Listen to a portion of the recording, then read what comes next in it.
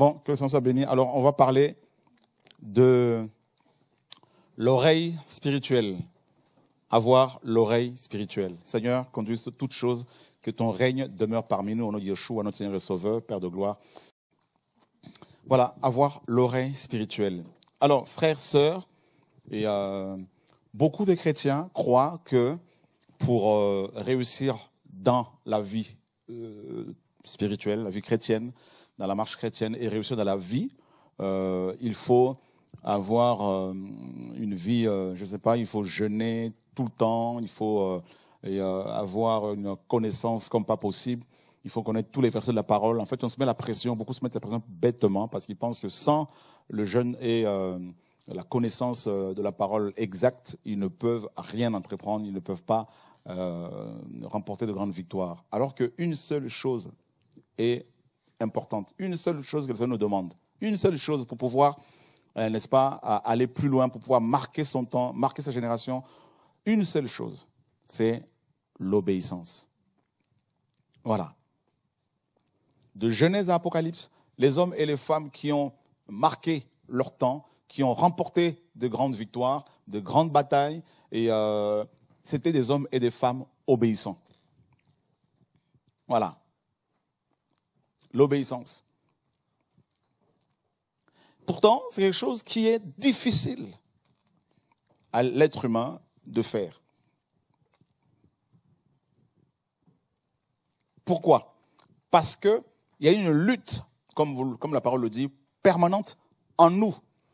Il y a une lutte, c'est une opposition de la chair, la chair contre l'esprit.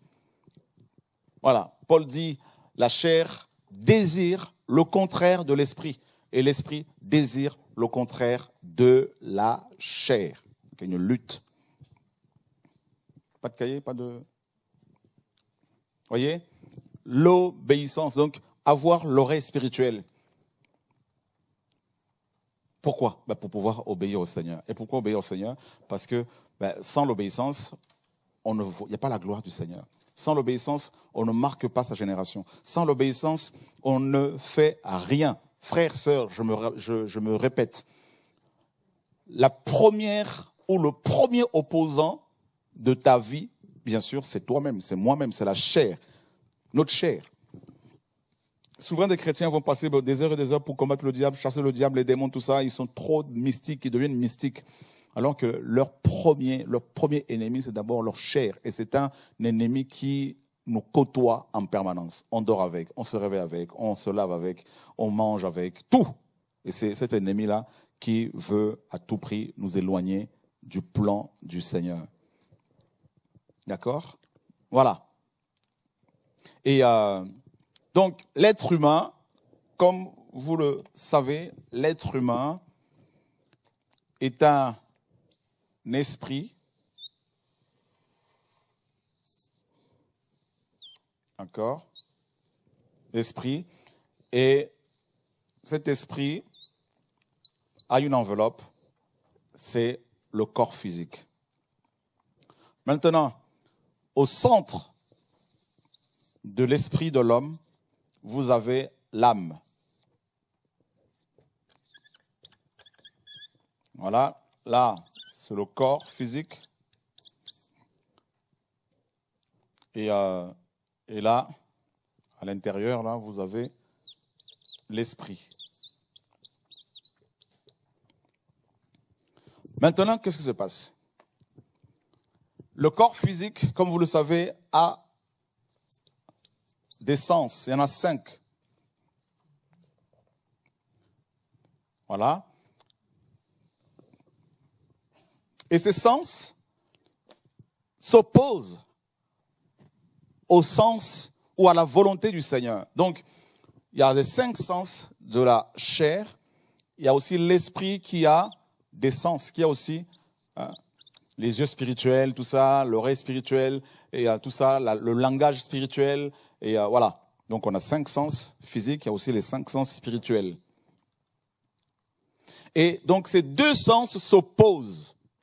L'esprit humain entend la voix du Seigneur et l'oreille spirituelle, entend la voix du Seigneur. Mais l'oreille charnelle entend la voix du monde, la voix de la chair, la voix de l'ennemi. Donc il y a une opposition. Voilà pourquoi souvent on entend ces deux types de voix en nous parfois, ou deux types de pensées qui s'opposent. Donc c'est la guerre entre la chair et l'esprit. D'ailleurs, cette guerre prend toute sa signification à la conversion. Parce qu'avant notre conversion, on n'était pas conscient de ces attaques. Parce qu'avant notre conversion, mentir, c'était naturel. C'était une vie, notre vie. Donc, c'était quelque chose de normal. Et convoiter, c'était quelque chose de normal.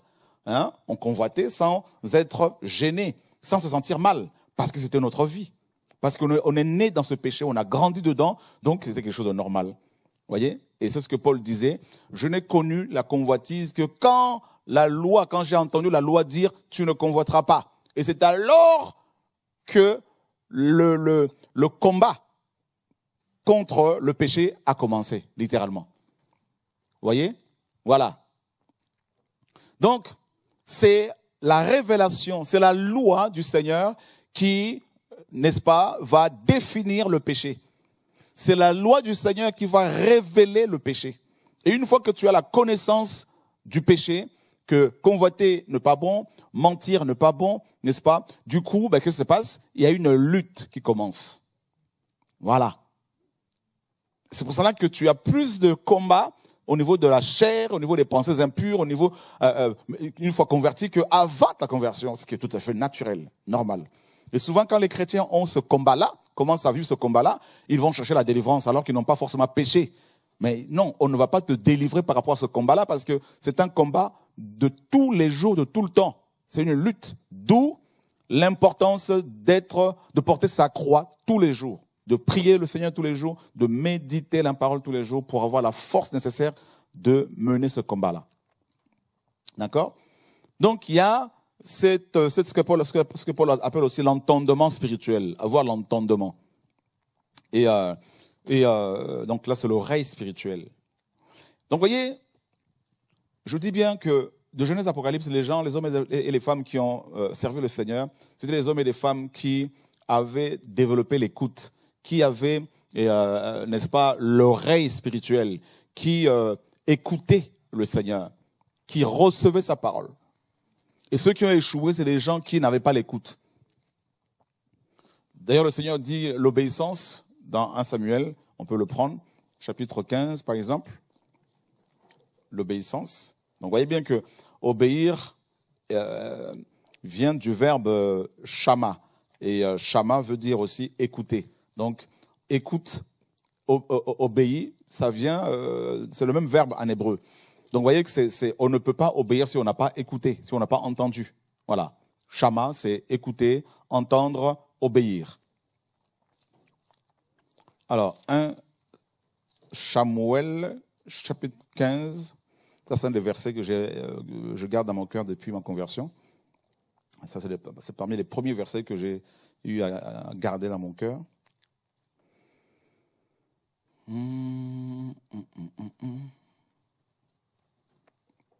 Alors, la parole nous dit ceci. Alors, dans cette histoire, c'est quoi cette histoire en fait? Et le Seigneur donne des ordres à Shemuel. C'est une histoire vraiment qu'il faut écouter. Donc, je veux lire à partir du verset 1er, parce que c'est quand même assez important, c'est important comme histoire. Et Shemuel dit à Shaoul, donc le prophète Shemuel ou Samuel, Yahweh m'a envoyé pour t'oindre afin que tu sois roi sur son peuple, sur Israël. Maintenant donc, écoute les paroles de Yahweh. Donc, vous voyez bien que on commence par dire à cet homme, il faut écouter. Donc, on sollicite l'oreille. Donc, s'il y a un sens qui est beaucoup sollicité, c'est bel et bien l'oreille. Lui. Vous voyez? C'est important. On peut ne pas ouvrir sa bouche et parler. Mais c'est difficile de ne pas entendre un son. Donc, vous voyez bien qu'on est beaucoup plus faible par rapport à l'oreille que par rapport à la bouche. C'est terrible. Vous savez, l'oreille est une porte qui donne accès directement au cœur. Directement. On peut aussi facilement fermer ses yeux. Mais les oreilles, c'est compliqué. Il n'y a pas de fermeture. Les yeux, on peut baisser les volets. On ferme les paupières, tac, fini. Ferme les volets. La bouche, tac, on la boucle. Mais les oreilles. Les oreilles. Pourquoi le Seigneur ne ferme pas les oreilles? Pourquoi il n'y a pas de fermeture? Parce qu'il faut qu'on entende. Parce qu'il faut qu'on obéisse. Parce que cela est indispensable à notre réussite, à notre succès dans l'œuvre du Seigneur, dans la vie de tous les jours, au mariage, dans les affaires que l'on fait, tout ça, dans tout ce que l'on entreprend. L'oreille est un sens, l'oreille est un organe vraiment qui est constamment sollicité, constamment. Tu prends le train, tu ne veux pas écouter une discussion, mais tu es voilà en train d'écouter. Voyez? Voilà l'oreille. Tu es ici, on est entre les 4 murs, on ne voit pas ce qui se passe dehors. Mais par contre, l'oreille entend tout, le son traverse. Vous vous rendez compte? Je vais insister là-dessus, le Seigneur insiste là-dessus pour que nous comprenions, que vous compreniez à quel point nous sommes sensibles au niveau de l'oreille, à quel point nous sommes faibles. Et c'est le Seigneur qui a fait cela ainsi. Parce que sans la foi, il est impossible de lui être agréable. Or, pour avoir la foi, il faut écouter. Voilà pourquoi, pour les oreilles, il n'y a pas de barrière, il n'y a pas de porte, il n'y a pas de fenêtre pour nous empêcher d'entendre. Les murs ne peuvent pas nous empêcher d'entendre. La nuit ne peut pas nous empêcher d'entendre. Par contre, la nuit peut nous empêcher de voir. Les ténèbres, les murs peuvent nous empêcher de voir. Mais pour les oreilles, frères et sœurs, c'est particulier.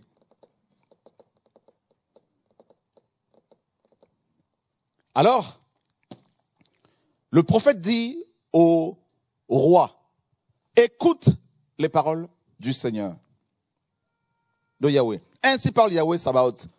Je me rappelle ce que Amalek a fait. Je me rappelle de ce qu'Amalek a fait à Israël. Comment il s'opposa à lui sur le chemin, à sa sortie d'Égypte. Va maintenant et frappe Amalek. Détruisez par interdit tout ce qui lui appartient. Ne l'épargne pas. Mais fais mourir hommes et femmes, enfants et nourrissons, bœufs et menus bétail, chameaux et ânes. Shaoul donc convoqua le peuple et fit la revue à Télaïm. Il y avait 200 000 hommes de pied et 100 000, n'est-ce pas, de Yehuda. Et Shaoul marcha jusqu'à la ville d'Amalek et mit une embuscade dans la vallée. Et Shaoul dit aux Kéniens, allez et retirez-vous, séparez-vous des Amaléciens, de peur que je ne vous détruise avec eux. En effet, vous avez agi avec bonté envers les enfants d'Israël quand ils montèrent d'Égypte. Et les Kéniens se séparèrent des Amalécites. Et Shaoul frappa les Amalécites depuis Avila jusqu'à Shur, qui est en face de l'Égypte. Il fit passer tout le peuple au fil de l'épée, donc tout le monde était décapité, le dévouant par interdit, mais il épargna Agag, roi d'Amalek. Déjà, il n'a pas écouté. On lui demande de tuer tout le monde. Et il va épargner l'homme qui aurait dû être tué le premier, qui est le fondement même de cette nation, le roi. Il épargne. Donc, désobéissance, manque d'écoute. Shaoul et le peuple épargnèrent Agag et les meilleures brebis, les meilleurs bœufs, les bêtes grasses, les agneaux, ce qu'il y avait de meilleur. Ils ne voulurent pas les dévouer par interdit, détruisant seulement tout ce qui était chétif et méprisable. Vous vous rendez compte? Ouais. Et vous allez voir les conséquences de la désobéissance, de manque d'oreilles spirituelles.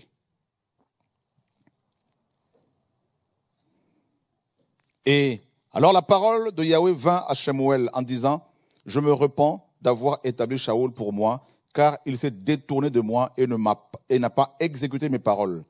Shemuel fut très irrité et il cria à Yahweh toute la nuit. Puis Shemuel se leva de bon matin pour aller rencontrer Shaoul.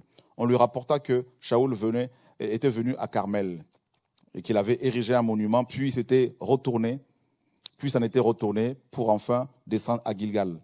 Donc en gros, voilà. Et qu'est-ce qui se passe? Verset 13, Shemuel se rendit auprès de Shaoul. Et Shaoul lui dit, sois béni de Yahweh, j'ai accompli la parole de Yahweh. Voilà comment il va mentir. C'est quand même terrible. Il sait très bien ce qu'il a fait. Il n'a pas tué le roi des Amalécites. Il aurait dû commencer par le tuer. Il n'a pas tué. Il a épargné les meilleures brebis, alors qu'il aurait dû tuer tous les animaux également. Il a tué que les brebis malades, aveugles, malades, tout ça, et boiteuses, tout ça, les brebis malades, chétives. Les meilleurs, il garde ça pour lui et pour le peuple. Et il se permet. Donc, vous voyez, la première conséquence, le Seigneur se repent de l'avoir établi. Waouh. Quand le Seigneur commence à regretter de t'avoir choisi, là, c'est pas une bonne chose. Et là, il ment au prophète, ne sachant pas que le Seigneur avait déjà dit à son prophète que ce monsieur s'était détourné de lui. Il dit, j'ai accompli la parole du Seigneur. J'ai accompli la parole du Seigneur. Pourquoi nos églises sont si malades? Pourquoi le monde est si malade? Parce que la parole du Seigneur n'est pas écoutée. Nous sommes, vous et moi, dans cet état aujourd'hui. Le monde est dans cet état aujourd'hui. Pourquoi? Parce que Adam n'a pas écouté.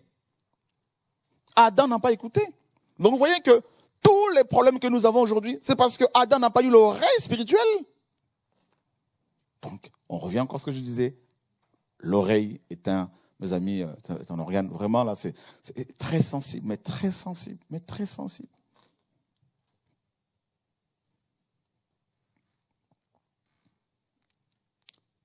Pourquoi Shemuel n'a pas écouté? Mais parce qu'il n'avait pas l'oreille spirituelle. Pourquoi il n'a pas écouté? Il y a plusieurs raisons. Mais parce qu'il a eu la pression du peuple.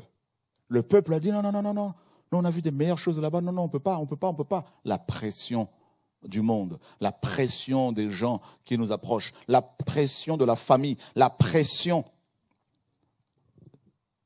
des richesses de ce monde, vouloir les biens de ce monde, la pression. Et on finit par se détourner de la parole du Seigneur. La pression quand les gens disent, mais pourquoi tu veux changer les noms? Pourquoi tu veux restaurer le nom d'origine? Et si tu n'écoutes pas le Seigneur, tu laisses le nom en français ou en arabe, alors que le Seigneur dit, il faut restaurer le nom d'origine. Yehoshua, tout ça. Vous voyez la pression? La pression. Il dit, j'ai accompli la parole du Seigneur. Il ment en plus. Alors, le prophète lui dit, Shemuel dit, quel est donc ce bêlement de brebis qui parvient à mes oreilles et ce mugissement de bœufs que j'entends? Et Shaoul répondit, ils les ont amenés de chez les Amalécites, car le peuple a épargné les meilleures brebis et les meilleurs bœufs pour les sacrifier à Yahweh, ton Elohim. Et nous avons détruit le reste, nous l'avons dévoué par interdit. Donc il ment pour la deuxième fois qu'on a gardé les meilleures choses pour les sacrifier à ton Elohim. Ce n'est même pas à notre Elohim, mais à ton Elohim.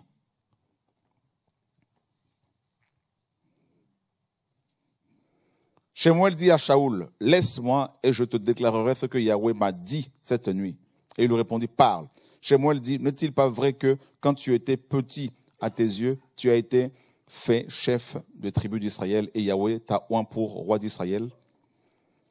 Sur Israël, Yahweh t'avait envoyé par un chemin et t'a dit, va et dévoue par interdit ces pécheurs, les Amalécites, et fais-leur la guerre jusqu'à ce qu'ils soient exterminés. Pourquoi n'as-tu pas obéi? Vous voyez? Pourquoi n'as-tu pas obéi? L'obéissance. Pourquoi n'as-tu pas obéi à la voix? La foi vient de ce qu'on entend. Pourquoi n'as-tu pas obéi à la voix de Yahweh? Donc, on entend la voix de Yahweh et on entend aussi la voix de l'ennemi qui résonne, qui se fait entendre. On entend aussi la voix des hommes. On entend aussi la voix de sa famille, de ses proches. On entend aussi la voix du monde. On entend plusieurs voix en même temps. Maintenant, c'est à nous de faire le choix.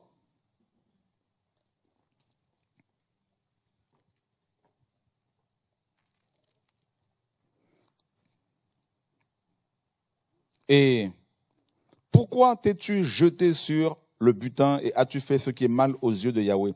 Et Shaoul répondit à Shamuel, j'ai pourtant obéi à la voix de Yahweh. Troisième mensonge. Vous voyez l'obstination? Il s'obstine. Il persévère dans le mensonge. Et je suis allé par le chemin sur lequel Yahweh m'a envoyé. Quatrième mensonge.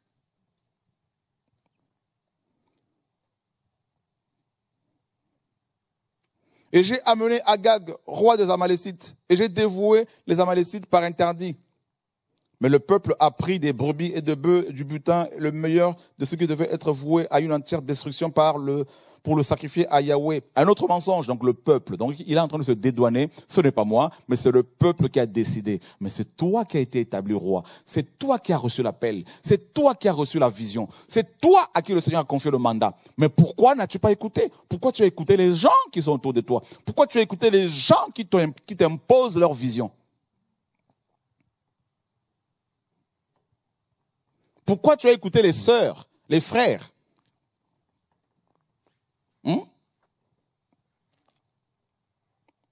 Il continue, il dit, pour les sacrifier à ton Elohim, à Gilgal. Toujours ton Elohim. Jamais c'est le sien. Shemuel répondit, Yahweh prend-il plaisir aux holocaustes et aux sacrifices, autant qu'à l'obéissance à sa voix? Voilà. Voici l'obéissance vaut mieux que les sacrifices et l'observation de sa parole vaut mieux que la graisse des béliers.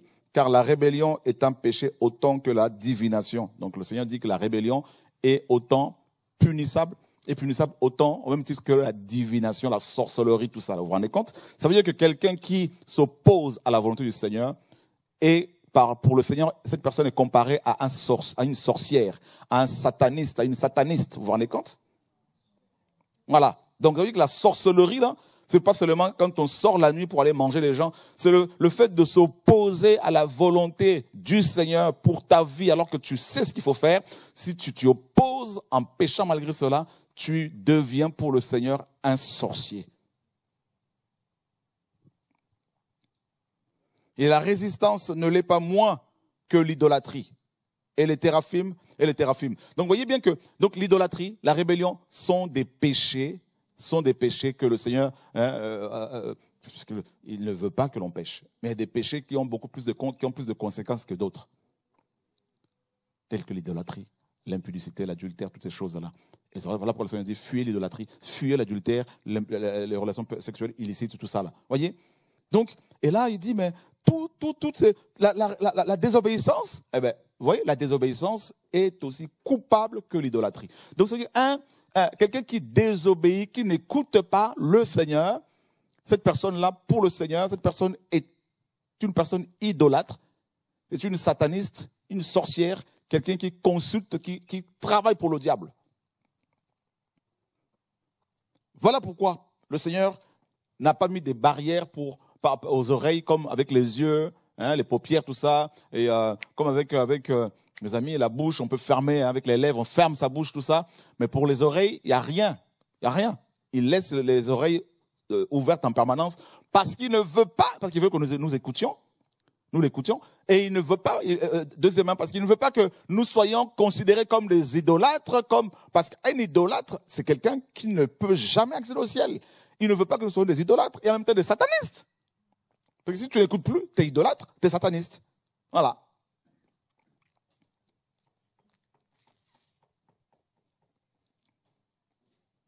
Puisque tu as rejeté la parole de Yahweh, il te rejette afin que tu ne sois plus roi.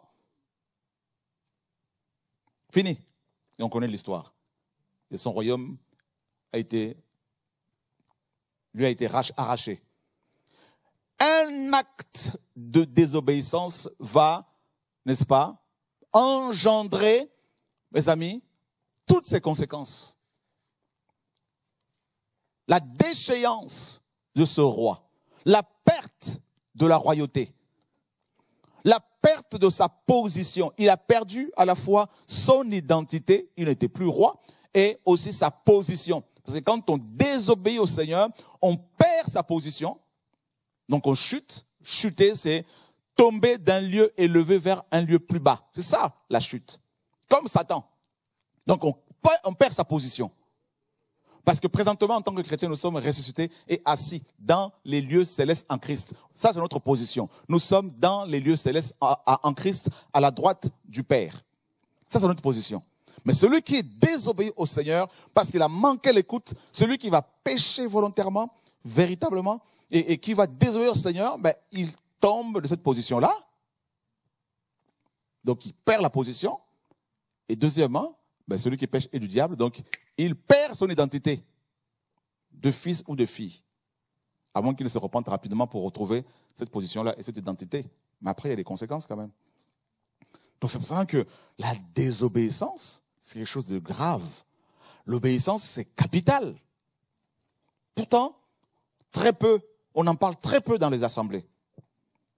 On nous parle de tous les clés pour aller plus loin. On nous parle du jeûne, c'est bien tout ça, il faut donner la dîme, tout ça. Oui, la dîme, c'est la loi. Ça, vous l'avez compris, on ne peut plus la payer. Mais on nous fait croire que non, mais et on ne parle pas de l'obéissance.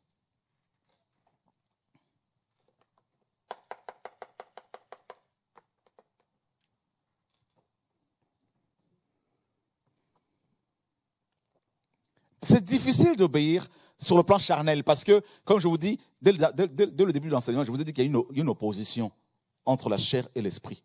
L'esprit de l'homme, bien sûr, selon Galates.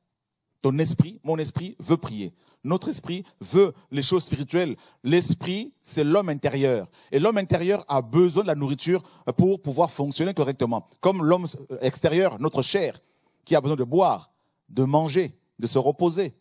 Eh bien, l'esprit que tu as en toi, que le Seigneur a mis en toi, l'esprit qu'il a créé en nous, cet esprit a besoin de la prière, de la parole du Seigneur pour bien fonctionner.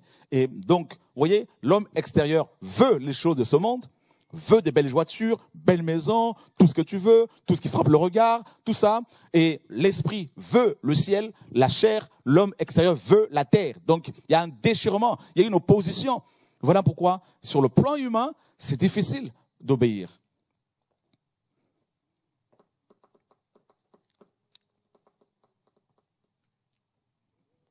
Et beaucoup échouent parce qu'ils ont manqué l'écoute. Tout simplement, manqué l'écoute. Voilà pourquoi la prière la plus connue chez les Hébreux, c'est Shema Israël. Shema Israël. Écoute Israël. Et c'est Jacob, comme on l'a vu, qui a, n'est-ce pas, reçu du Seigneur cette prière et il a enseigné à ses enfants dans Genèse 49. Avant de mourir, il rassemble les 12 princes et il leur dit, Shema Israël, votre père. Écoutez Israël, votre père. Écoutez. C'est j'entends, je comprends et j'obéis. C'est ça le chemin Israël. J'entends un son, je le comprends et j'obéis. C'est pour cela que dès l'instant où ton esprit, l'oreille spirituelle, entend la parole du Seigneur, entend la voix du Seigneur et commence à obéir à cette voix, ben, il y a une lutte. La chair entre en guerre. Il y a une guerre qui s'installe. Voilà. Tu entends au fond de toi qu'il faut aller prier. La chair aussitôt dit, tu ne pries pas. Et tu ne pries pas. Donc tu fonctionnes dans la désobéissance.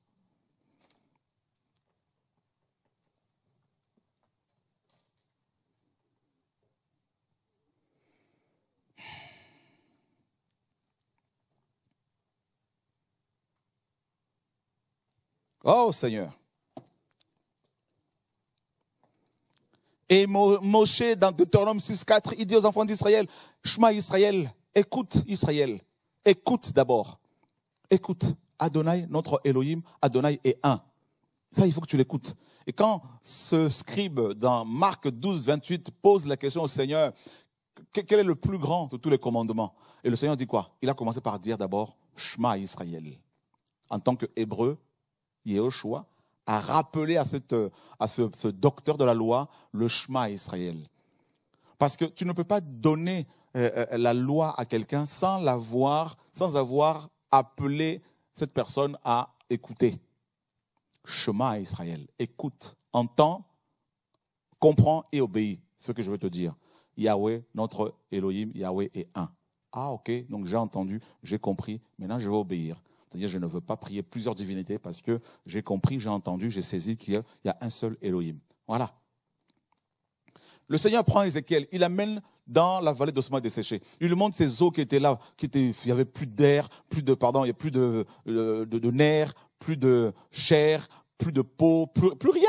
Et le Seigneur lui dit, eh ben, fils de l'homme, ces eaux peuvent-ils revivre? Le Seigneur, il répond, ben, toi seul le sais. Et qu'est-ce que le Seigneur va dire? Eh ben, prophétise, fils de l'homme. Dis à ces ossements, écoutez la parole de Yahweh. Shema.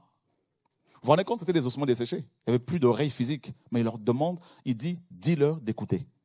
Donc, c'est-à-dire, il parle aux oreilles spirituelles qu'ils écoutent.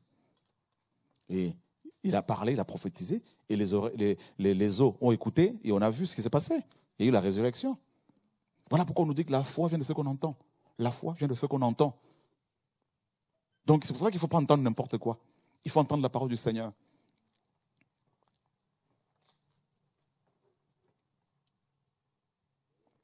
On a vu hier les enfants d'Israël, ceux qui étaient envoyés, les 12 espions pour explorer le pays de Canaan. Pourquoi les 10 se sont, mes amis, disqualifiés? Pourquoi est-ce qu'une partie de l'assemblée a été frappée par le Seigneur? Pourquoi toute cette assemblée, pratiquement je dirais, de 20 au-dessus, était frappée? Pourquoi tous ces gens étaient morts dans le désert? Mais parce qu'ils avaient écouté n'est-ce pas, une diffamation. La diffamation. Voilà, tout simplement. L'oreille. Et encore l'oreille. Qu'est-ce qui nous tue dans ce monde-là? Ce qu'on entend sur les uns les autres. Ah, mais tu sais, les Antillais sont comme ci. Tu sais, les Africains sont comme ci. Eh bien, tu prends position par rapport à ce que tu as entendu. Tu n'as pas vérifié. Tu n'as pas consulté. Tu n'as pas côtoyé les gens. Et d'ailleurs, d'emblée, tu juges. Tu prends position. Et tu échoues. Forcément, beaucoup échouent à cause de ça. Même étant dans le monde, même étant pas forcément dans le Seigneur, mais ils vont échouer. Pourquoi? Parce qu'ils se sont mis des barrières eux-mêmes par rapport à ce qu'on leur a inculqué. C'est ça la culture humaine. La culture humaine est de l'ordre de l'acquis et non de l'inné. Nous ne naissons pas avec la culture. Nous, n'est-ce pas, on ne naît pas avec la culture. La culture, c'est un ensemble de règles, de lois, de coutumes, de traditions qui sont, n'est-ce pas, ces choses-là sont transmises à l'enfant qui vient de naître tout au long de sa croissance. Donc cet enfant va être formaté. Et on se sert de quoi pour le formater? Des oreilles. Voyez?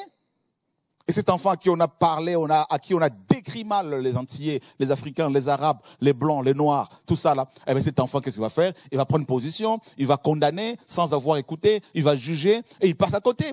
Peut-être même que cet enfant, ce jeune homme, sa femme, c'est quelqu'un de l'autre côté. Mais on a tellement présenté mal ce peuple qu'il va épouser quelqu'un d'autre qui ne lui est pas destiné. Il va mourir plus tôt. Voyez les conséquences de manque d'écoute du Seigneur.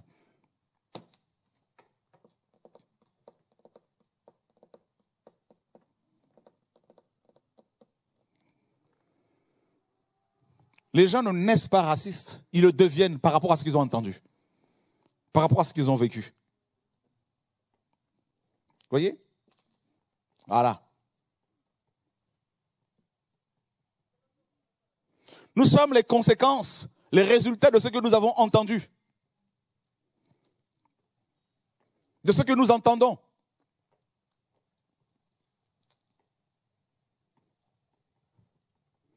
Donc tel que tu es là, tu es le produit final de tout ce que tu as entendu. Tu es la somme de tous les discours que tu as entendus jusqu'à ce jour. Voilà ce que tu es. Qui est l'être humain? La poussière, oui. Une vapeur, oui, c'est ce que la parole dit, dans Jacques 4, 13 notamment. Mais l'être humain est aussi, n'est-ce pas, le résultat de tout ce qu'il a entendu. Voilà. Ah, les Réunionnais, ils sont comme ci. Tu as entendu ça. Ah, les Malgaches sont comme ci. Tu as entendu ça. Ah, les Asiatiques sont comme ci. Les Laotiens sont comme ça. Les Chinois, les Arabes, tout ça là. Tout ça là. On entend. Les Ivoiriens, les Congolais, les machins. Et le jour où tu vas rencontrer un Ivoirien, et tu vas te rendre compte que, mais non, mais on m'a dit que vous étiez comme ça. Mais non, mais tous ne sont pas comme ça. Mais moi, je pense même pas que tu étais Ivoirien. Vous voyez les conséquences? C'est terrible. Donc, on est tellement fragile. tellement manipulable par l'ennemi à cause de ce qu'on entend, parce qu'on est faible d'oreille, que si le Seigneur ne nous aidait pas, on était tous mal barrés, tous. Ah, ben vous savez, les Togolais sont comme ci. Ah, ben vous savez, les Béninois, ils sont comme ci. Hein, c'est le vaudou. Les Haïtiens, vaudou. Mais le jour où tu rencontres un Haïtien, tu te rends compte que, non, le vaudou, oui, mais lui, il n'est pas passé par là. Ah bon? Vous voyez, il y a tellement de préjugés. Ce qu'on appelle les préjugés, c'est quoi? C'est ce que tu as entendu. C'est ça. Préjugés, c'est quoi? Jugement d'avance. Hein? On préjuge. Tu juges sans avoir entendu. Or, la parole dit quoi? Notre loi condamne-t-elle quelqu'un sans l'avoir écouté? Or, un préjugé, c'est un jugement sans avoir entendu la victime. Ou plutôt la personne, l'accusé, je dirais. Voyez? Voilà comment le monde est fait.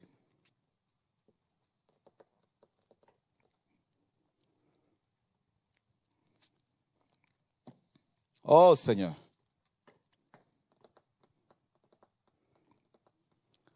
Qu'est-ce que l'ennemi fait pour empêcher les gens d'accéder à la parole, la vérité? Ben, comme on a vu hier, la calomnie. Il va calomnier les frères et sœurs, il va calomnier les gens à gauche, à droite. Du coup, les gens, ils ne vont pas écouter la véritable parole qui est annoncée par des frères et sœurs qui sont mandatés par le Seigneur parce qu'ils ont entendu tellement de choses sur la personne. Voilà. Sorciers, gourous, magiciens, faux prophètes, tout ça. Eh bien, il faut faire attention. Ah ben non, mais qu'est-ce que le Seigneur t'a dit? Voilà.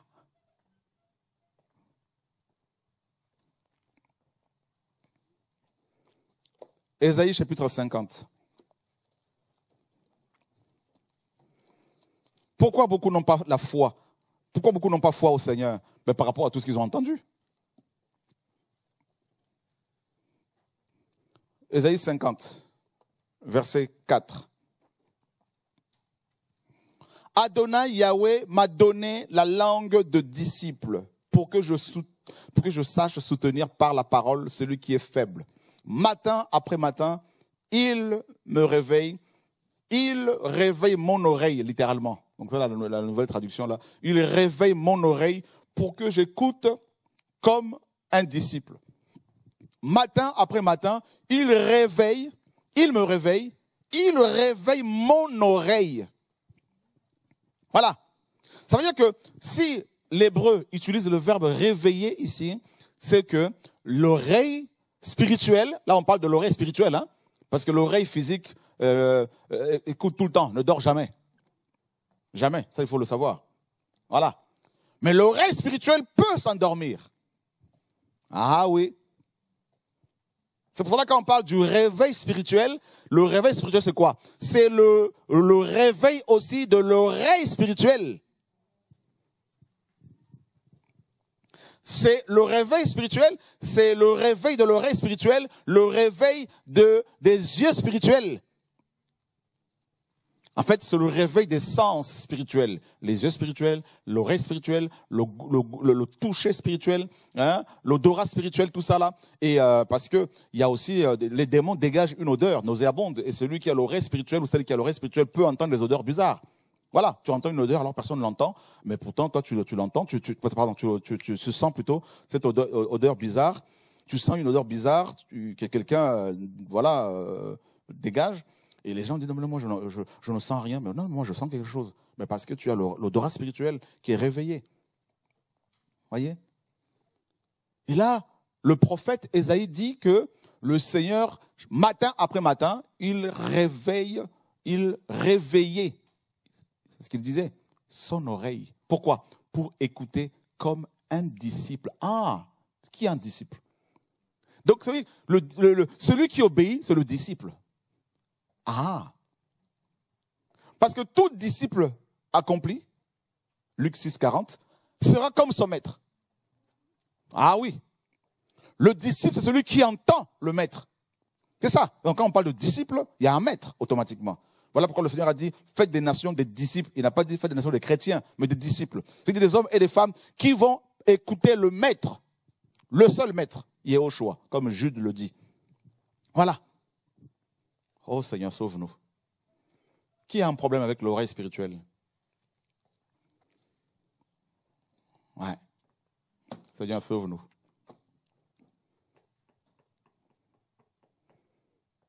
Des chrétiens ont cherché des pasteurs, des prophètes pour qu'on prie pour eux, pour, je ne sais pas, leur délivrance, tout ça. Mais souvent, on leur dit, quand on vous dit, mais allez vers le Seigneur, c'est simple. Hein, celui qui est disciple, un disciple, c'est celui qui écoute l'Esprit. Qui écoute l'Esprit. Et si tu écoutes l'Esprit, tu vas avancer avec le Seigneur. Tu vas avancer.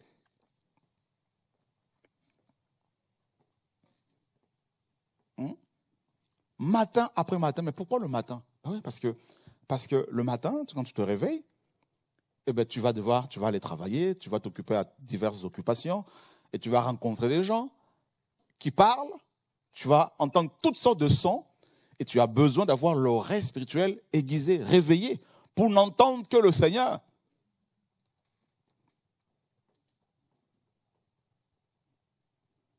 Le matin, c'est aussi l'image du commencement, du début de tout ce que l'on fait, de la fondation. C'est-à-dire, dès le départ, quand tu commences quelque chose, dès le départ, il faut que tu sois dans l'obéissance pour que ton entreprise réussisse. Que ce soit le mariage ou les études, tout ça. C'est important, le commencement, là, d'écouter le Seigneur dès le départ. L'oreille. C'est capital. Très capital. Il réveille mon oreille pour que j'écoute comme un disciple. Et c'est ce que le Seigneur veut. Donc quand je vous dis, vous savez, le titre c'est quoi? Le thème de ce soir, c'est avoir l'oreille spirituelle. Or, avoir l'oreille spirituelle correspond à être un disciple. Le discipulat. Être un disciple. Le maître dit A, c'est A. Il dit B, c'est B. Il dit c'est comme ça. Et on ne change pas. Ce que le Seigneur dit, c'est ce que je dois faire, c'est ce que tu dois faire. La dernière fois, on a parlé du langage. Comment le Seigneur parle? C'est quoi son langage? Ce n'est pas toujours facile de saisir son langage. Mais nous avons déjà son langage dans la parole. Qu'est-ce que la parole dit?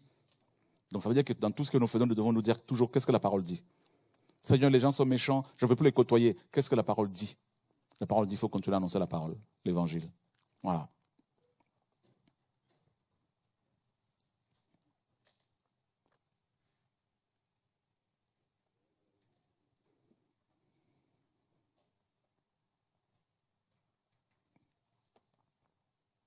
Oh Seigneur. Et qu'est-ce que le Seigneur dit? Toujours par rapport à l'oreille. Toujours. On connaît tous ces passages où il est question de l'oreille. Les 7 églises d'Apocalypse, par exemple. Les 7 églises. À la fin de chaque lettre, vous avez vu, le Seigneur dit quoi? Au début, le Seigneur, c'est Yéhoshua qui parle, n'est-ce pas? Voilà. Au début, il dit, voici ce que dit celui qui a les 7 yeux.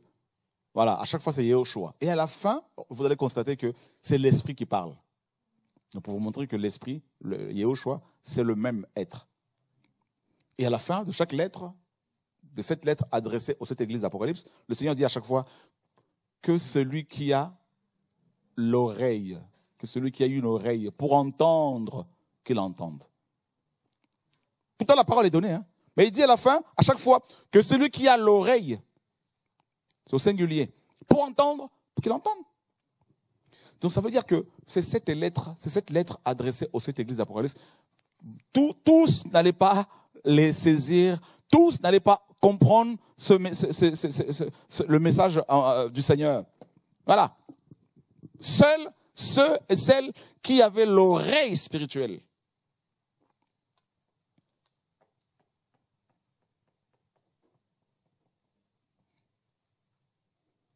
Et à chaque fois, il disait même dans Matthieu 13, voilà.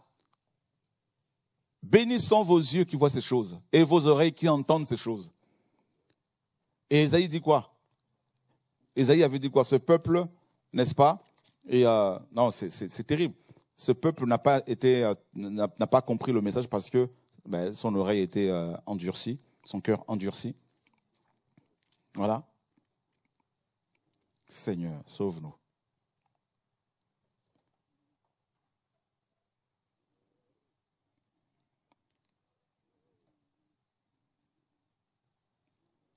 Wow.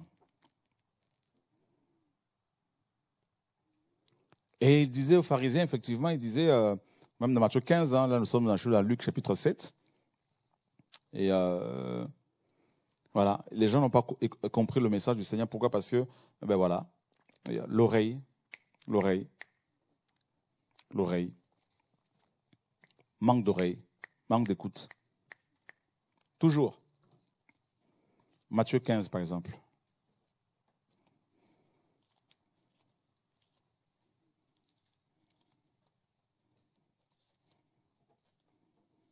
Matthieu 15.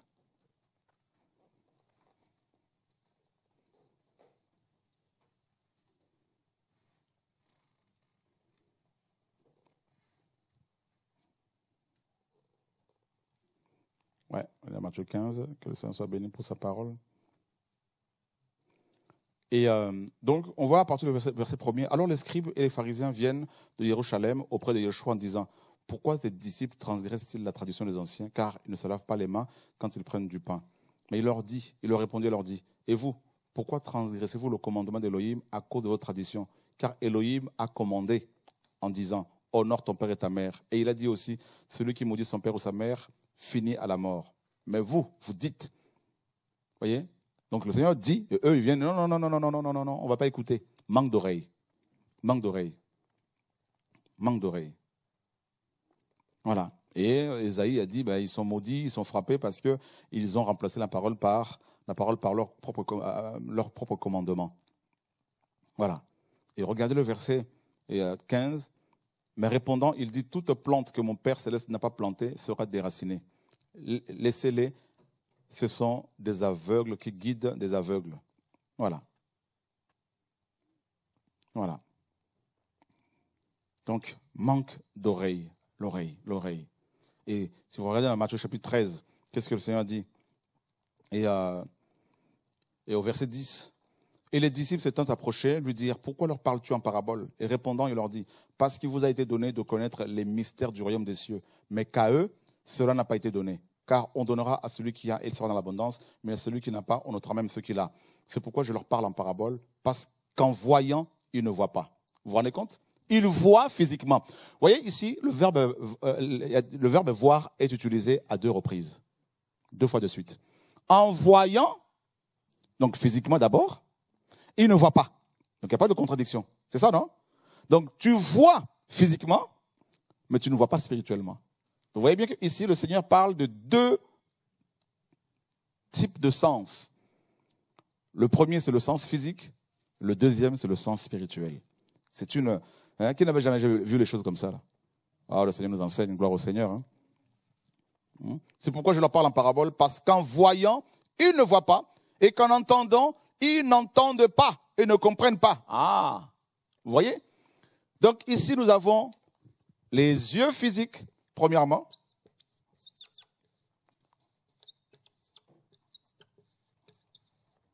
Et les yeux spirituels. Voyez? Ils voient avec leurs yeux physiques, mais ils ne voient pas avec les yeux spirituels. Nous avons les oreilles physiques et les oreilles spirituelles.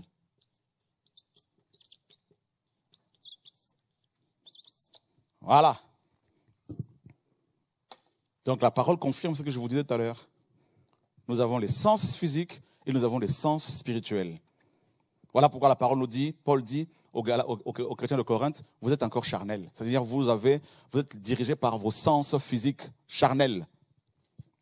C'est-à-dire par l'âme, le siège des sentiments, des émotions. Voilà.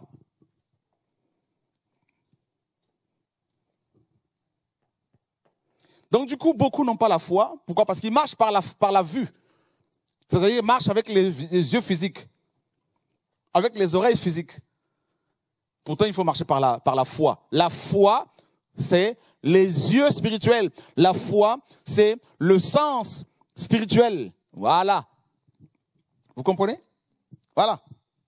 Paul dit dans Ephésiens 1, 18, il priait pour que le Seigneur illumine les yeux de la pensée ou de la compréhension ou de l'esprit de chrétiens.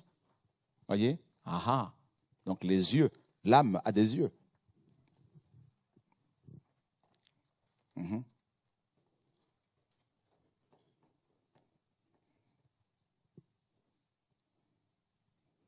C'est-à-dire quelqu'un qui a reçu l'onction, mais qui s'arrête sur les défauts des uns des autres, il ne va plus faire l'œuvre du Seigneur. Il ne va plus prêcher la parole à ces gens-là. Il va s'arrêter sur ce qu'il voit.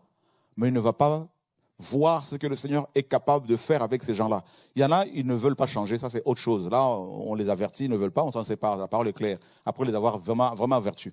Mais d'autres, comme Paul disait, il disait quoi? Mes enfants pour lesquels j'éprouve de nouveau les douleurs de l'enfantement. Il disait aux Galates, jusqu'à ce que Christ soit formé en vous, Mashiach soit formé en vous. Donc il y a des gens, ils ont l'appel, ils sont du Seigneur, mais ils ont quelques défauts. Qu'est-ce qu'il faut faire? Tu as reçu l'onction, il faut continuer, il faut les voir comme le Seigneur les voit. Parce que le Seigneur te montre comment ils vont être. Il faut travailler encore, travailler. C'est ça l'appel, c'est ça l'onction, c'est ça le ministère. Donc il faut voir, commencer à voir comme le Seigneur voit. Comment? En priant, en étant dans l'esprit, le Seigneur va nous aider. Même les sorciers. Beaucoup de chrétiens, ils voient un sorcier, ils ne veulent plus leur dire bonjour, il faut s'en méfier, tout ça. Ils sont satanistes, mais pourquoi vous allez me faut être dans l'esprit? Le Seigneur a sauvé des satanistes, continue à sauver des satanistes. Il faut voir les gens, comment ils peuvent être demain, comment le Seigneur... Je ne te parle pas de la visualisation, ça c'est la sorcellerie. Je te parle d'être en relation avec le Seigneur et le Seigneur te montrera le futur des gens. Regardez, c'est comme ça que le Seigneur nous montre le futur des gens. Et là, quand tu vois le futur des hommes, c'est ça l'aspect prophétique. Là, on se dit, non, le Seigneur m'a montré qu'il va transformer cette personne-là. Voilà pourquoi je continue à travailler. Et c'est pour ça que les hommes et les femmes de l'esprit ne sont pas compris. Les gens leur disent, mais pourquoi tu peux encore parler avec cette personne-là? Tout ça. Mais toi, tu ne comprends rien. Parce que moi, ce que le Seigneur m'a montré par rapport à la personne, toi, tu ne l'as pas encore vu. Tu es dans la chair. Tu t'arrêtes sur les apparences. Voilà.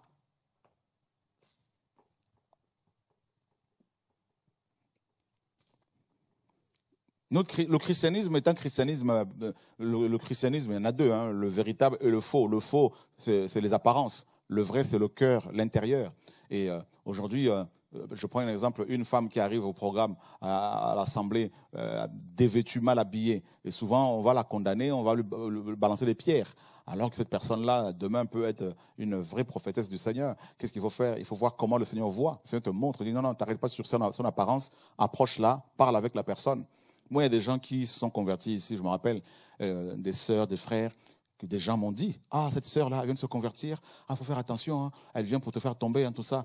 Et parfois, on voyait que l'ennemi voulait se servir de ces personnes-là. Mais je disais, mais attendez, mais quand même, attendez, on va former les personnes, on va les aider. Je ne vais pas écouter les gens. Si j'avais écouté les gens, je ne dis pas que il n'y a pas eu de moment où j'ai écouté les hommes, attention, on est humain, mais quand le Seigneur me parle clairement de quelque chose, j'obéis. Même si tout le monde doit me lâcher, ce n'est pas mon problème. Voilà pourquoi beaucoup disent qu'ils n'écoutent pas. Mais il y a des gens, Julien est là, témoin, Serge, ils sont là. Ou mon ancien Jean-Rémy. Des gens qui venaient, non, mais tu sais, cette personne qui s'est convertie, il faut faire attention, tout ça, sa conversion n'est pas légitime, tout ça, et il faut faire attention. Mais il fallait former la personne. Le Seigneur me disait, non, ne t'arrête pas sur ce que les gens disent. Je veux utiliser cet homme, cette femme puissamment. Toi, continue à donner les enseignements. Et parfois, on était là avec le pasteur Julien, tout ça, on donnait les enseignements, tac, tac, tac, tac, tac, tac. Et aujourd'hui, on voit les fruits, on voit les gens transformés, on voit des gens qui servent le Seigneur dans le secret, qui sont dans l'ombre, des gens fidèles, des bonnes mères de famille, s'occupant de leurs enfants, s'occupant de leurs maris, des gens très, très effacés alors qu'ils auraient pu être multimillionnaires. Mais si on s'était arrêté sur les dires des gens, parce qu'ils s'arrêtaient sur les apparences, les gens nouvellement convertis ne connaissaient pas les choses de l'esprit. Mais si j'avais écouté tout ça, beaucoup n'allaient pas avoir, en tout cas, cette base. C'est pour cela que l'homme spirituel peut ne pas être compris par ceux qui se disent spirituels, parce qu'il parle avec des gens qui sont parfois, qui ont tellement de défauts, tellement de problèmes, mais lui, il voit ces gens, comment ils vont être utilisés par le Seigneur. Mais vous n'avez pas encore vu. Et vous voulez les décapiter, les abandonner et les casser parce qu'ils ont montré quelques faiblesses. Non, mais où est la patience? Où est l'amour? Où est la persévérance? Ce sont les fruits de l'esprit. Ben oui. Une femme ne va pas, mais comme Paul disait, mes enfants pour lesquels j'éprouve de nouveau les douleurs de l'enfantement jusqu'à ce que Christ soit formé en vous. Mais une femme qui est enceinte, là, pour les femmes qui ont cette grâce ou qui ont déjà été enceintes, mais la femme, malgré les difficultés liées à la grossesse, elle ne va pas pour autant renoncer à l'idée d'accoucher. Une femme digne de ce nom, elle va supporter. L'amour supporte tout, l'amour espère tout, l'amour croit tout. Je crois que cette personne peut changer. Seigneur, je vais continuer parce que la personne demande de l'aide, la personne demande à ce qu'on l'aide. Il y a des gens qui tombent, qui pratiquent le péché, qui ne veulent pas demander de l'aide. Ça, c'est autre chose. Mais il y a des gens qui ont des faiblesses, qui demandent de l'aide à chaque fois. Mais on ne va pas pour autant les casser. Tout ça, où est l'amour dans tout ça? Donc c'est pour cela que l'homme spirituel peut être vu comme un charnel parce qu'il côtoie des gens, pas pour faire le péché avec eux, mais parce qu'il veut qu'ils soient transformés. Parce que lui voit comment le Seigneur va transformer ces personnes-là. Parce qu'il écoute plus le Seigneur. Je prends des exemples simples. Le Seigneur passe quelque part. Parce que le Seigneur, Yahushua, homme, est notre modèle parfait par rapport à l'écoute. Il écoutait plus le Père que les hommes. Tout le temps le Père. Il nous a montré le modèle. Il passe quelque part. Et puis il y a un homme, Zachée, publicain, voleur, haï de tous, collabo. Et il était petit, très petit, et à cause de sa petite taille, ne pouvait pas voir le Seigneur à cause de la foule. Il était petit, il y avait la foule. Et il monte sur un sycomore, et le Seigneur passait par là, et le Seigneur s'arrête devant le sycomore, il dit, descends, je mange chez toi. Et regardez la réaction de la foule. Oh, il est allé chez un pêcheur, il est parti manger chez lui. Mais le Seigneur voyait plus loin que les autres. Maintenant, si le Seigneur avait laissé la foule l'influencer, il ne serait pas parti se Zachée, et Zachée ne serait pas touché. Et le Seigneur, une fois c'est Zachée, qu'est-ce qu'il a dit? N'est-ce pas? Zachée a commencé lui-même par dire, Seigneur, je veux rembourser toutes les personnes que j'ai, n'est-ce pas, escroquées. Et le Seigneur lui dira, le salut est venu ici, dans cette maison, parce que celui-ci est aussi un fils d'Abraham. Donc le Seigneur, malgré l'état visible, l'état présent de Zachée, le Seigneur savait que cet homme était un des fils d'Abraham qui était perdu, qu'il fallait le récupérer. Et il savait aussi qu'il était voleur. Mais il est allé jusqu'à aller à manger chez lui. Non. Est-ce qu'on a compris la parole là? Est-ce qu'on a vraiment compris l'évangile? Seigneur, sauve-nous. Le Seigneur va quelque part. Invité quelque part. Arrivé là-bas, il se met à table et une femme, on nous dit une femme pécheresse. Pécheresse arrive. C'est-à-dire une prostituée. Vous voyez comment les prostituées peuvent s'habiller parfois. Cette femme arrive, se met à pleurer, à verser de larmes sur les pieds du Seigneur. Et avec ses cheveux, imaginez la scène, si c'était filmé, elle nettoie les pieds du Seigneur. Vous vous rendez compte? Et elle prend du parfum, verse sur le Seigneur, déverse sur le Seigneur et ce baume de grand prix. Regardez la réaction des gens, du pharisien qu'il avait invité chez lui. Le pharisien, le pharisaïsme, séparé. Quand on se croit meilleur que les autres, c'est très dangereux. Il faut être dans l'esprit. On n'est rien. Et le pharisien qui avait invité le Seigneur était choqué par cet acte. Et il se dit en lui-même. Donc c'était Simon. Cet homme s'appelait Shimon. Et la parole nous dit, les pharisiens qui étaient là aussi ont commencé à se dire au-dedans d'eux, si cet homme était vraiment prophète, il aurait su de quelle espèce, littéralement, de quelle race est cette femme. Et le Seigneur a entendu tout ça. Et il se tourne vers Simon qu'il a invité chez lui. Simon, oui maître, parle, je vais te poser une question. Et il parle. Je suis rentré chez toi, tu ne m'as pas donné de l'eau pour me laver les pieds. Alors que, vous voyez, c'était la coutume chez les orientaux, chez les Hébreux, de donner de l'eau aux gens. Abraham l'a fait dans Genèse 18, donner de l'eau aux gens pour se laver les pieds, parce qu'à l'époque, les pieds se salissaient énormément, parce qu'il n'y avait pas les routes n'étaient pas bitumées comme aujourd'hui. Il y a beaucoup de poussière. C'était le signe d'hospitalité. Et Simon n'a pas fait cela. Et qu'est-ce qui va se passer? C'est une prostituée qui va le faire. Avec ses propres larmes, qui va nettoyer les poussières qui s'étaient attachées aux pieds du Seigneur.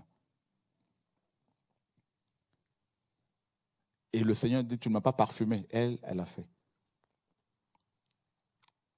Et le Seigneur se tourne vers cette femme et lui dit, tes péchés sont pardonnés. Le Seigneur est resté 3 ans avec Judas. 3 ans. Il savait qu'il allait le vendre.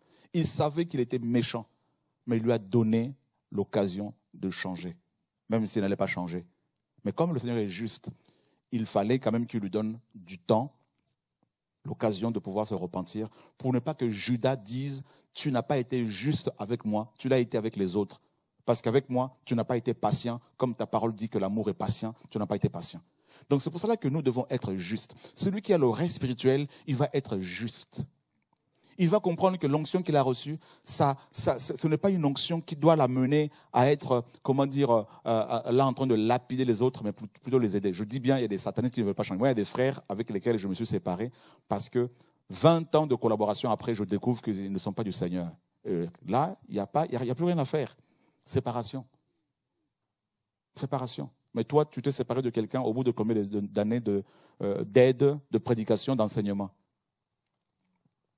1 an, 2 ans, 3 ans, 4 ans, 5 ans? Je ne sais pas. Chacun a la réponse.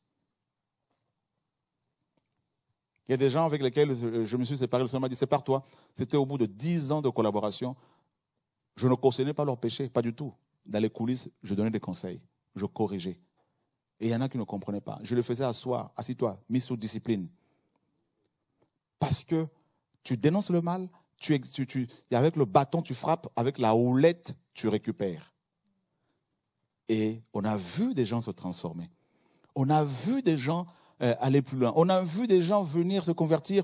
Je vous assure, je me rappelle, à l'époque où j'étais pasteur, un frère que je salue encore ce soir, qui a toujours été un grand soutien pour moi, Freddy, mon frère, le mari de notre sœur et Mélissa, tout ça. Là.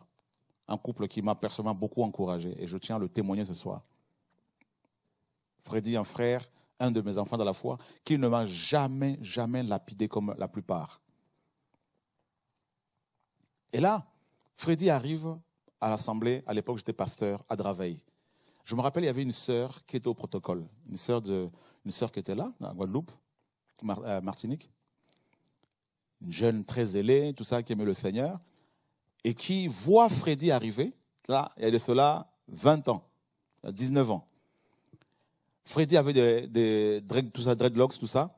Et Mélissa, d'emblée, lui dit, non, tu ne rentres pas, retourne chez toi. Non, tu as des locks, tout ça, c'est pas normal. Tu as des locks, tout ça sur la tête, c'est pas normal. J'étais là à côté, heureusement. Je suis allé voir la sœur, je lui ai dit, non, laisse-la. Laisse-le rentrer. Laisse-le. Et elle a compris, heureusement. Et le frère est venu. Je lui dis, laissez-le. Il vient d'arriver pour la première fois. Vous n'allez pas le chasser. Vous n'allez pas le condamner, vous n'allez pas le juger, vous ne savez même pas pourquoi il y a des locks. Est-ce qu'il les a mis parce qu'il était blessé? Vous ne savez rien. Laissez les gens venir tels qu'ils sont. Témoignons-leur de l'amour, de la patience. Voyons comme le Seigneur voit. Et le Seigneur m'avait montré que cet homme, Freddy, allait être un grand prédicateur, il allait aider beaucoup de personnes et ça n'a pas raté. Quelques semaines après, de lui-même, il a retiré ses locks et il a été formé par le Seigneur, il a commencé à diriger une assemblée, il y a eu beaucoup de jeunes qui étaient touchés. Certes, il y a eu des problèmes avec quelques jeunes, tout ça, mais beaucoup de jeunes qui étaient touchés. Et parmi ces jeunes, il y en a aujourd'hui qui servent encore le Seigneur. On peut voir des frères comme Joël, un des frères sur qui je peux témoigner, qui aime le Seigneur avec son épouse, Audrey, et plein d'autres qui servent le Seigneur dans les coulisses, qui se battent. Donc imaginez un peu si je n'étais pas patient. Le frère continue à venir malgré les enseignements avec ses locks comme ça là. Donc il faut que nous demandions au Seigneur de nous donner l'oreille spirituelle, les yeux spirituels.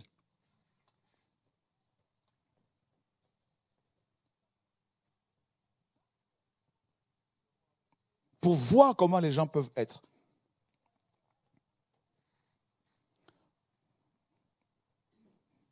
Et il y a plein d'exemples comme ça, des frères et sœurs qui étaient venus. Il y en a même qui étaient venus pour me faire tomber. Je vous assure. Je dis non, il ne faut pas condamner la personne. Aidons la personne. L'onction, on la reçoit. Ce n'est pas pour faire tomber les gens au sol. C'est pour transformer des vies. Pour faire l'œuvre. Mais il faut justement avoir les yeux spirituels pour voir comme le Seigneur voit. Le Seigneur voit. Le Seigneur nous voit tel que nous serons demain. Parce que si nous voyons tel que nous sommes aujourd'hui, personne ne tiendrait. Le Seigneur nous voit, il voit le produit final. Vous comprenez? Voilà. Regardez les gens que le Seigneur a appelés, honnêtement. Qui aujourd'hui peut lever la main et dire, moi, je mérite l'appel du Seigneur? Le Seigneur a les yeux spirituels, voilà pourquoi nous le servons. Quand les gens appellent les gens, lui aussi, vraiment, lui aussi. Mais qui aujourd'hui, regarde, souviens-toi de ton passé. Combien de fois le Seigneur a été patient avec toi? Et souvent la patience nous manque. Je parle de la patience vis-à-vis des gens qui veulent avancer, qui veulent s'en sortir. Pas des gens qui pêchent volontairement et qui veulent nuire aux autres, qui sont méchants. À ceux-là, comme certains avec lesquels je me suis séparé. Là, c'est autrement. Mais il y a des gens qui font des erreurs, qui veulent s'en sortir, qui demandent de l'aide. Même s'ils demandent pardon 1000 fois. Le Seigneur dit, si ton frère a péché contre toi, 490 fois en un jour, et que 490 fois, il revient vers toi. S'il revient vers toi pour demander pardon, pardonne-le. C'est écrit. Waouh! Pas facile, hein?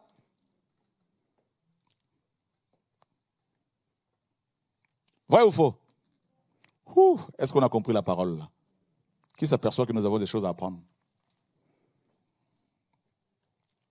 Waouh, Seigneur!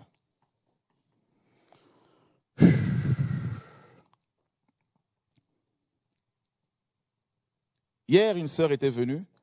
Je savais qu'elle était tombée. J'ai demandé à ce que les gens s'en occupent. Ils l'ont sortie.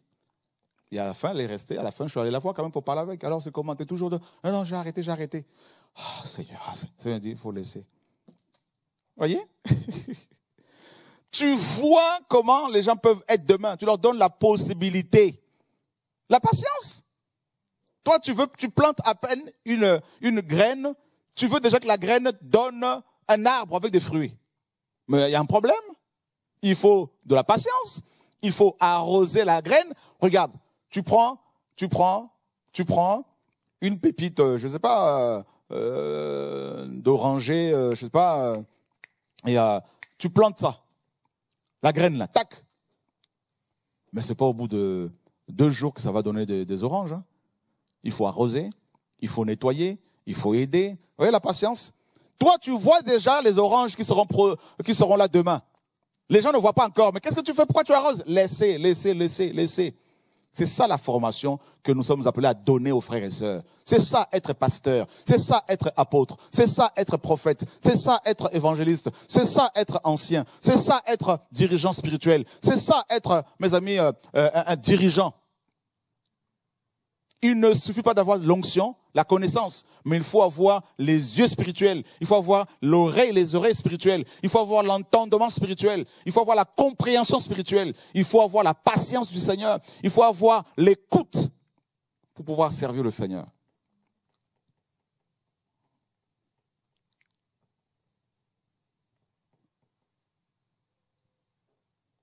Nous sommes comme de l'or brut, avec beaucoup d'imperfections, beaucoup de saleté. Le Seigneur te dit, tu vois, cet or-là, oui, mais il est sale, il est déformé, oui, mais moi je ne le vois pas tel que tu le vois là. Je le vois tel qu'il sera demain un vase. Ah oui, mais c'est compliqué, hein. Ah non, moi je veux tout de suite un vase, hein. Ah non, t'es quoi? T'es manque de patience?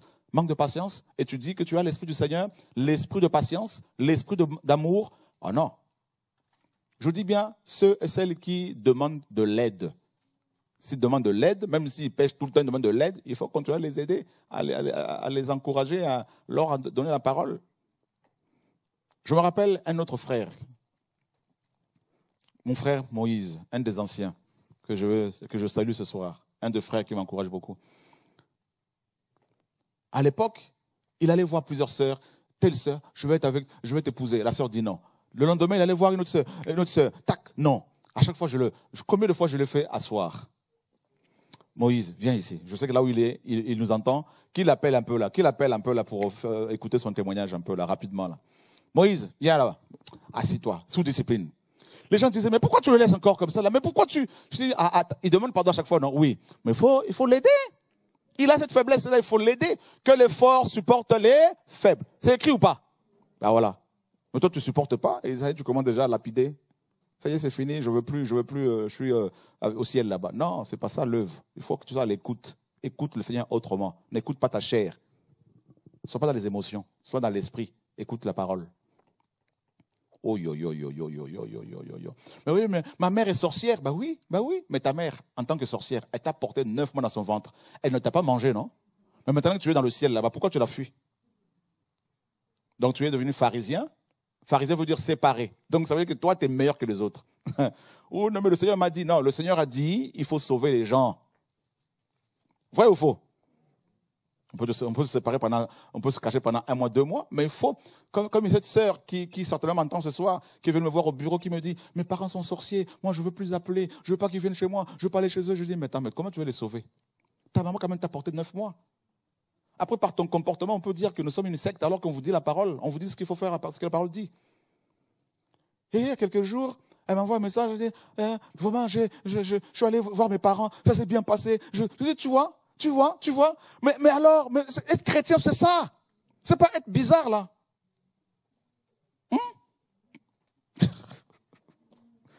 Oh, yo, yo, yo, yo, Seigneur, délivre-nous, sauve-nous. Vous voulez que je parle encore? Quelques minutes encore qui nous restent là. Donc, l'ancien Moïse, assis-toi là. Yeah. À peine que je le faisais se mettre debout, tu viens. Il allait encore vers une autre sœur. Ah! Les gens disaient, mais celui-là, là, vraiment, comment on le ferait pour le célèbre? Je dis, laissez. Hein? Laissez. Mais quand le Seigneur l'a complètement changé, après des années, eh ben, il a épousé une sœur très spirituelle qui aime le Seigneur, très sage, grâce au Seigneur. Et ils sont partis s'installer à Caen. Et là-bas, ils font l'œuvre. Et des gens sont touchés. Et grâce au Seigneur, beaucoup d'âmes sont touchées. Et les gens persévèrent ici et là. Vous vous rendez compte? Et aujourd'hui, c'est un pasteur. Oh Seigneur. Mais j'ai souffert. Pourquoi j'ai les cheveux blancs? J'ai ma tête de plus en plus de cheveux blancs. Ma tête se dégarnit comme ça là. Pourquoi? Mais c'est quand Paul dit mes enfants pour lesquels j'éprouve les douleurs de l'enfantement. Mais toi, tu n'as même pas commencé à éprouver les douleurs de l'enfantement que tu coupes la tête des gens. Jusqu'à ce que le Mashiach soit formé en vous. Jusqu'à ce que. Ça veut dire que là, tu as à peine commencé le ministère, mon ami là. Il faut que tu aies les yeux spirituels et les oreilles spirituelles pour pouvoir obéir au Seigneur. Ancien Moïse. Oui, papa. Comment tu vas? Ça va par la grâce. Ah, tu rigoles.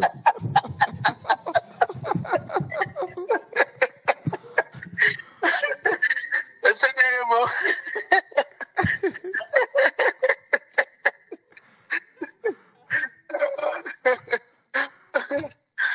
Ah ben, je bénis le Seigneur parce que je suis en train de suivre là et puis j'attends mon témoignage. Voilà. Ton épouse est là, non? Si, elle est à la cuisine là. Waouh. Tu vois? Alléluia. Combien de fois je te fais asseoir, mis sous discipline? Plusieurs fois, du jour au lendemain.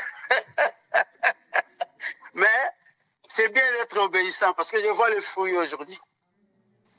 Je devais être le premier qui devait quitter ce ministère depuis 2001 ou 2002. Mais ça fait jusqu'à aujourd'hui, on est là parce qu'on a compris et l'obéissance vaut mieux que le sacrifice. Et aujourd'hui, je suis père de 4 enfants, marié, j'ai fait l'œuvre et puis... Tu souffres de quelle maladie? J'avais le sida, j'avais l'épilepsie, j'étais stérile. Sida, épilepsie et stérile. Et aujourd'hui, où est le sida? Il n'y a plus sida. Depuis une veillée qu'on a fait, tu as prié pour moi. Jusqu'à aujourd'hui, il n'y a rien. Et tu as prié pour moi pour l'épilepsie. À une veillée, en 2001, jusqu'à aujourd'hui, je prenais 21 antibiotiques par jour.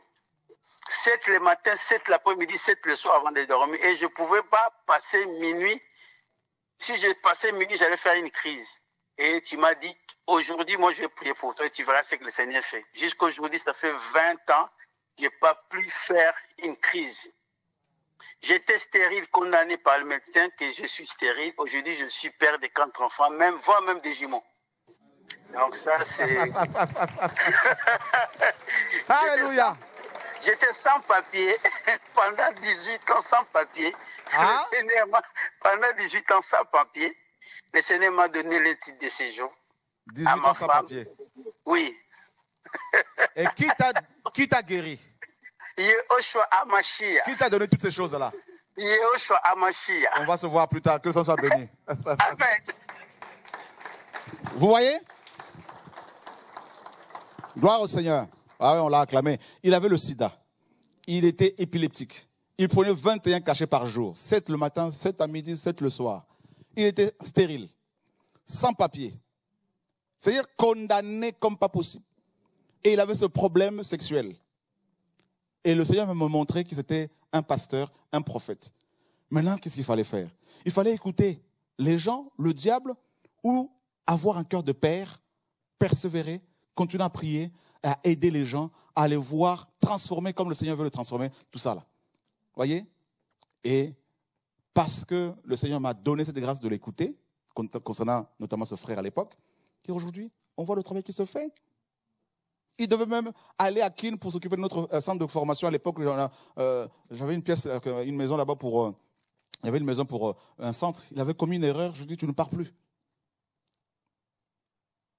Plusieurs fois, je lui ai dit, celui-là, je vais le chasser, tout ça. Il a dit, non, fais le travail. Fais le travail. Et aujourd'hui, on voit le... Il y a beaucoup de sœurs comme ça. Des sœurs qui ne faisaient que tomber dans le péché sexuel, qui se relevaient. Tomber, on dit, c'est pas possible. Celle-là, on va la chasser. Mais elle vient, demande pardon, elle pleure, elle demande de l'aide. Oh Seigneur. Le Seigneur dit, continue à aider.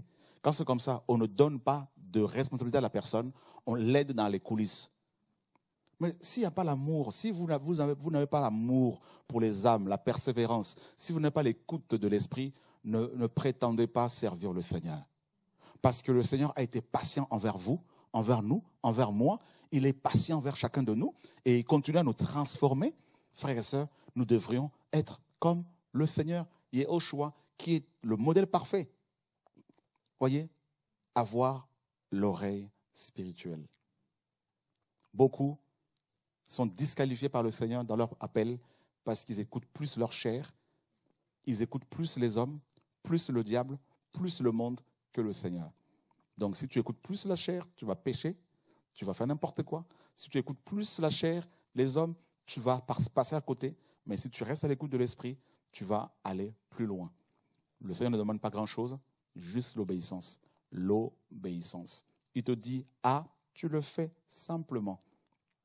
Voilà pourquoi, comme je vous le disais pour finir, quelqu'un qui marche dans l'esprit peut paraître comme un charnel, comme s'il est, n'est-ce pas, dubitatif, nonchalant, comme si la personne est instable. Voilà. Non, ce n'est pas de l'instabilité. C'est parce que, par exemple, tu prends la décision, moi, je ne veux plus faire telle réunion. Ça, c'est toi, parce que tu es blessé, parce que tu es déçu des hommes. Mais le Seigneur, il vient, il dit, non, mon peuple a besoin, et des gens qui ont besoin, fais une réunion. Ok, Seigneur, je fais. Mais il avait dit, non, ça c'était l'homme. Voilà, Paul pouvait dire parfois, c'est moi qui parle, ce n'est pas le Seigneur.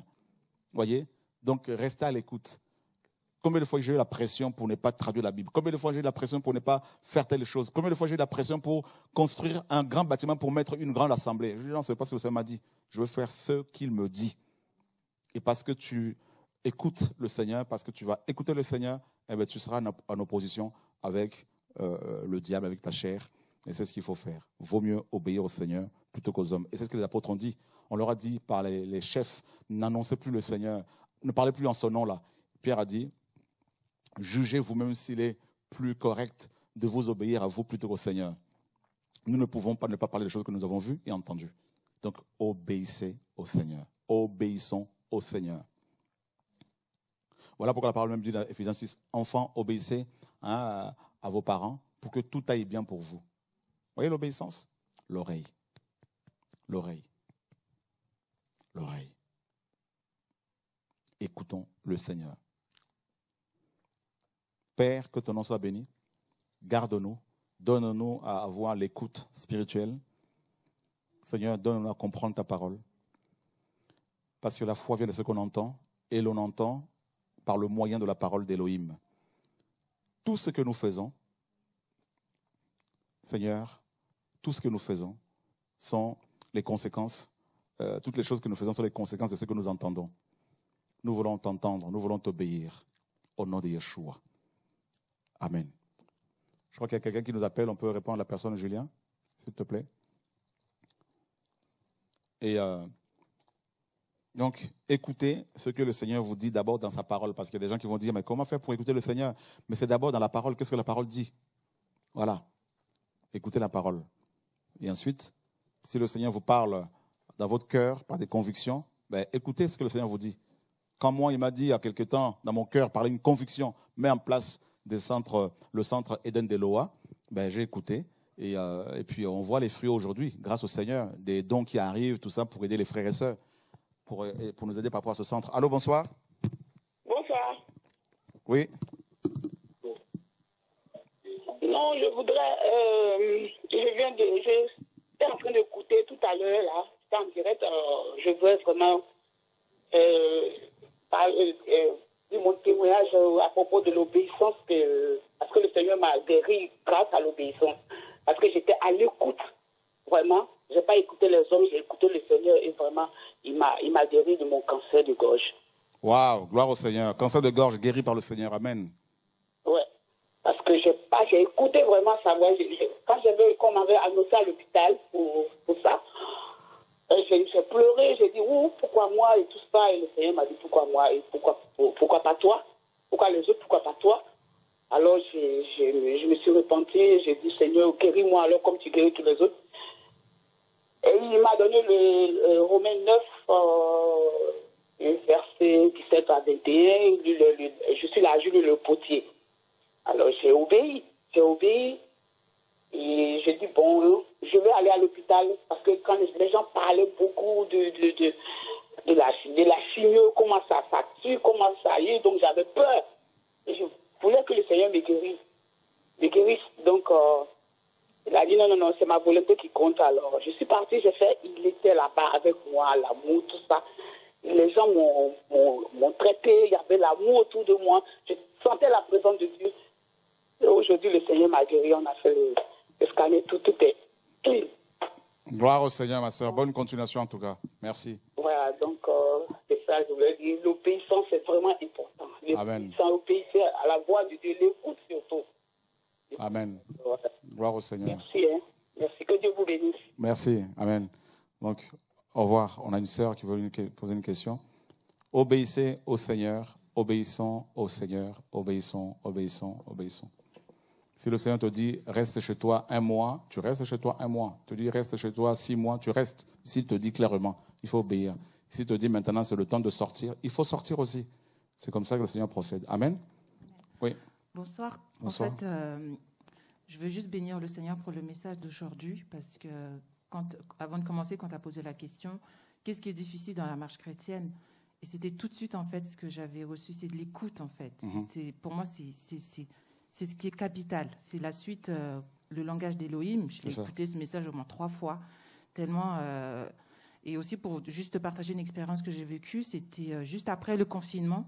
Je fais très vite. Après le confinement, en fait, le Seigneur me parlait beaucoup. Il me disait des choses du futur, en fait, me concernant, mais plutôt des choses personnelles. Et je doutais beaucoup. J'avais du mal à écouter. Je me disais, Seigneur, c'est toi. Et à force, en fait, de douter, le doute aussi, c'est une désobéissance. À force de douter, et en fait, le Seigneur m'a frappé d'une otite. Et une otite du côté de l'oreille droite. En fait, quand j'étais jeune, j'avais des problèmes de l'oreille gauche, mais ça s'est réglé. Et le Seigneur m'a fait comprendre que, tu vois, je ne touche même pas l'oreille gauche où tu as déjà eu des problèmes pour pas que tu penses que c'est parce que c'est une récidive, mais je te touche l'oreille droite.